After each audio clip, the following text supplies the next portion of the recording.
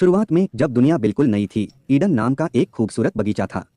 यह सबसे रंग बिरंगे फूलों, सबसे रसीले फलों और सबसे चहचहाते पक्षियों से भरा हुआ था। इस बगीचे में भगवान ने पहले दो लोगों आदम और हव्वा को बनाया। बगीचे में जीवन, खेल और आनंद के कभी न खत्म होने वाले दिन जैसा था। आदम और हव्वा ने इस अद्भुत जगह की खोज की, जानवरों के साथ बातें की, शानदार पेड़ों की छाया के नीचे आराम किया और बगीचे में अनगिनत पेड़ों के बीच सबसे मीठे फलों का आनंद लिया। अच्छे और बुरे के ज्ञान का पेड़ बाहर खड़ा था। परमेश्वर ने आदम और हव्वा को केवल एक ही नियम दिया था, इस पेड़ का फल मत खाओ। लेकिन जिज्ञासा एक शक्तिशाली चीज है। एक दिन एक डरपोक सांप हव्वा के पास आया।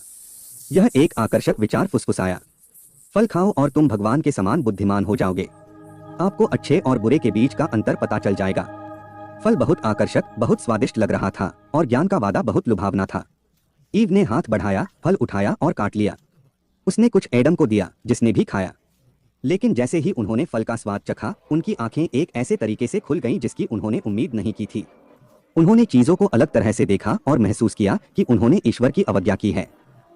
उन्हें डर और शर्मिंदगी महसूस हुई, ऐसी भावनाएं जो उन्होंने बगीचे के आनंद में कभी नहीं देखी थीं। जब परमेश्वर को पता चला कि उन्होंने क्या किया है, तो वह उनकी अवज्ञा से बहुत दुखी हुआ। परिणाम स्पष्ट था, वे अब अदन में नहीं रह सकते थे। गार्डन छोड़ना कठिन था।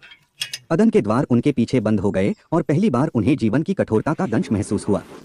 ईडन के बाहर दुनिया उबड़-खाबड़ और जंगली थी। आदम और हव्वा को शुरू से ही सब कुछ सीखना पड़ा, भोजन कैसे उगाना है, आश्रय कैसे बनाना है और तत्वों से कैसे बचना है। जीवन अब आनंददायक खोजों की श्रृंखला नहीं, बल्कि अस्तित्व के लिए संघर्ष था। इस नई दुनिया में उन्होंने जीवन के पूर्ण स्पेक्ट्रम, खुशी और दुख, सफलता और विफलता, जन्म और मृत्यु का अनुभव किया। वे माता पिता बन गए, ऐसे बच्चों का पालन पोषण करना जिनका आगे चलकर पूरे देश में अपना परिवार फैलेगा। अपनी यात्रा के माध्यम से एडम और ईव ने अपनी ताकत और लचीलेपन की खोज की। उन्होंने बढ़ती बुद्धिमत्ता के साथ प्रत्येक चुनौती का सामना किया, अनुकूलन करना सीखा, अधिक गहराई से प्यार करना और जीवन के क्षणभंगुर क्षणों को संजोना सीखा। उन्होंने अपने बच्चों को ईडन की कहानियां, अच्छे विकल्प चुनने और अपने कार्यों के परिणामों के साथ जीने का महत्व सिखाया। देखने के लिए धन्यवाद। अगले साहसिक कार्य में मिलते हैं।